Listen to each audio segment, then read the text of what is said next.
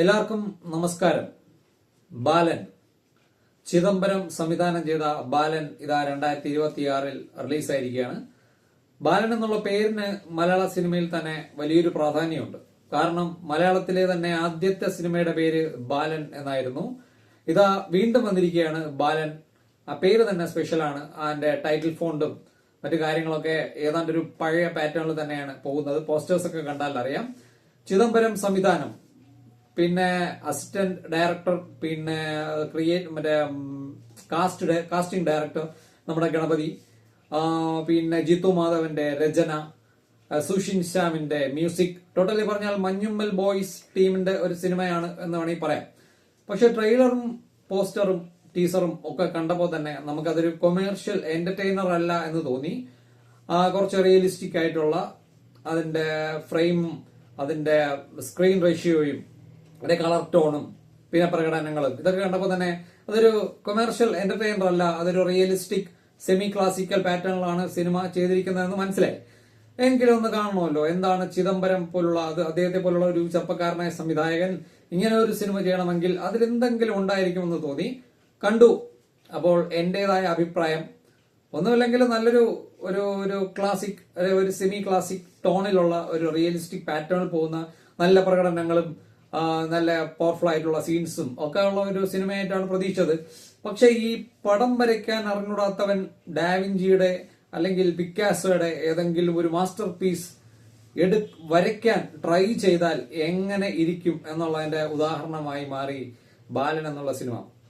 ചുരുക്കി പറഞ്ഞാൽ ഇവർക്കൊന്നും ഇങ്ങനെ ഒരു സിനിമ എടുക്കാനൊന്നും കഴിവില്ല എന്ന് അവർ തെളിയിച്ചിരിക്കുകയാണ്. എന്റെ കണ്ണിൽ ബാലൻ എന്ന് പറഞ്ഞാൽ ഒരു അറുബോറൻ എക്സ്പീരിയൻസ് ആയിട്ടാണ് എനിക്ക് തോന്നിയത്. ആദ്യമായിട്ട് മലയാള സിനിമയിൽ ഇതുപോലെ എന്തോ വെറൈറ്റി ആണെന്നൊക്കെ തോന്നുന്നവർ ഇതിനെ വാനോളം പോയിട്ട് റിവ്യൂസ് ഒക്കെ ഇടുന്നുണ്ടായിരിക്കാം, എനിക്കറിയില്ല.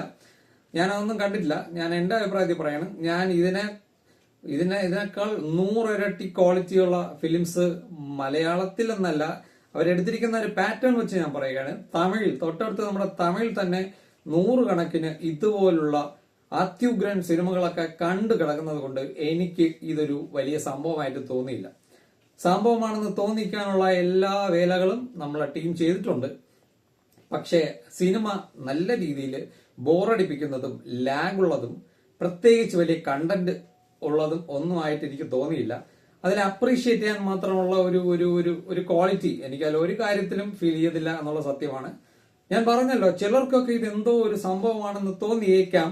പക്ഷെ ശരിക്കും പറഞ്ഞാൽ ഇതൊന്നും ഒരു സംഭവമല്ല. ഇതൊക്കെ ഒരു പരീക്ഷിച്ച് തോറ്റുപോയ ഒരു ശ്രമം എന്നേ എനിക്ക് പറയാനുള്ളൂ. പിന്നെ ഇതിലാദ്യം തന്നെ ഞങ്ങൾ പരിചയപ്പെടുത്തുന്ന പുതിയ 2 താരങ്ങൾ എന്ന് പറഞ്ഞുകൊണ്ട് ഒരു ആദിശേഷനോ അങ്ങനെ എന്തോ ഒരു പയ്യനും പിന്നെ ഫർസാന എന്ന് പറയുന്ന ഒരു ഫീമെയിലും, ഈ 2 പേരും ഒരു അമ്മയും മകനും. അവരുടെ കഥയാണ് ഈ സിനിമ.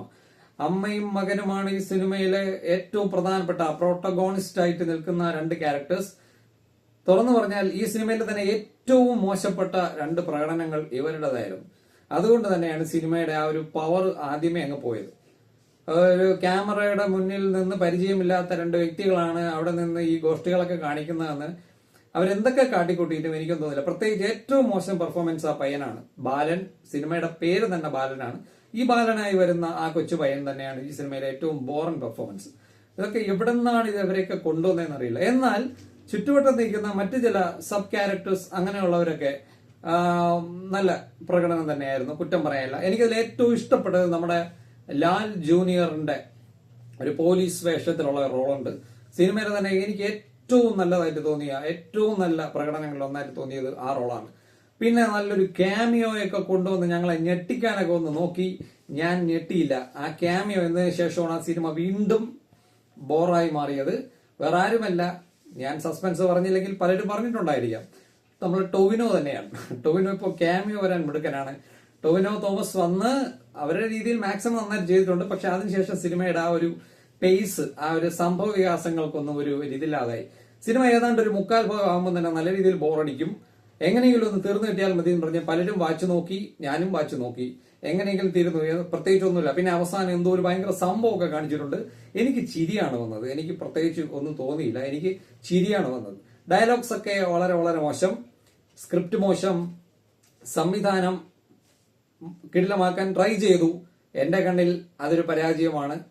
ഈ സിനിമയൊന്നും സംവിധാനം ചെയ്ത ഇത്തരം കഥകളും ഇത്തരം സാഹചര്യങ്ങളും ഇത്തരം പാറ്റേൺ ഫിലിംസും പരീക്ഷിക്കാനൊന്നും ആയിട്ടില്ല ഇത്തരം പുതിയ സംവിധായകർ എന്ന് തന്നെ പറയാം. അപ്പോൾ ഞാൻ പറഞ്ഞല്ലോ, ഞാൻ അഹങ്കാരം പറയുന്നില്ല. തമിഴിൽ തന്നെ ഞെട്ടിക്കുന്ന രീതിയിലുള്ള, അത് കഴിഞ്ഞ വർഷം തന്നെ ബൈസൺ, കാലമാടനൊക്കെ വന്നതാണ്. അതൊക്കെയാണ് സിനിമകൾ ശരിക്കും പറഞ്ഞാൽ. അതൊക്കെ അങ്ങനെയുള്ള സിനിമകളൊക്കെ കാണാം. അതിന് ബാക്കിൽ 2000-നും 2010-നും ഒക്കെ ഇടയ്ക്കൊക്കെ തമിഴിലൊക്കെ അത്യുഗ്രൻ ലെവലിൽ ഈ ലെവലിലുള്ള സിനിമകളൊക്കെ വന്നിട്ടുണ്ട്. നമ്മുടെ മിഷ്കിന്റെയും നമ്മുടെ അമീറിന്റെയും ഒക്കെ ഫിലിംസ് ഒക്കെ ഇഷ്ടം പോലെ വന്നിട്ടുണ്ട്. വെട്രിമാരൻ, വസന്ത ബാലൻ, അവരുടെയൊക്കെ ഫിലിംസ് ഒക്കെ ഉണ്ട്, ഒരുപാടുണ്ട്. ഇതൊക്കെ ഒന്ന് കാണണം. ഇതൊക്കെയാണ് ശരിക്കും ഫിലിംസ്. ഞാൻ കമ്പയർ ചെയ്ത് പറയുന്നതല്ല. മലയാളത്തിലുമുണ്ട്, ഇല്ലാന്ന് ഞാൻ പറയുന്നില്ല. മലയാളത്തിൽ നമ്മളെ ഞെട്ടിച്ച സിനിമകളുണ്ട്. പക്ഷേ ബാലൻ ഒരിക്കലും ആ റേഞ്ചിൽ എത്തിയിട്ടില്ല. ഒരു സ്ക്രിപ്റ്റ് വൈസ് മോശം. ഞാൻ പറഞ്ഞല്ലോ, എല്ലാ തരത്തിലും സിനിമ ഒരു ബോറൻ എക്സ്പീരിയൻസ്, നല്ല രീതിയിൽ ബോറടിച്ചു. അതുകൊണ്ട് ഇതൊരു മാസ്റ്റർ പീസ് എന്നോ ഇതൊരു സ്പെഷ്യൽ മൂവി എന്നോ ഞാൻ പറയുന്നില്ല. ഇത് കഷ്ടപ്പെട്ട് തിയേറ്ററിൽ ചെന്ന് കണ്ടാൽ അങ്ങ് ഭയങ്കരമായ ഒരു അപ്രീസിയേഷൻ കൊടുക്കാൻ തോന്നില്ല എന്ന് തന്നെ പറയാം. അപ്പോൾ ഞാൻ ഡീഗ്രേഡ് ചെയ്ത് പറയുന്നതല്ല. ശരിക്കും ബാലൻ ഒരു ഇമ്പാക്ട് തരാത്ത രീതിയിലുള്ള ഒരു സിനിമ തന്നെയാണ്.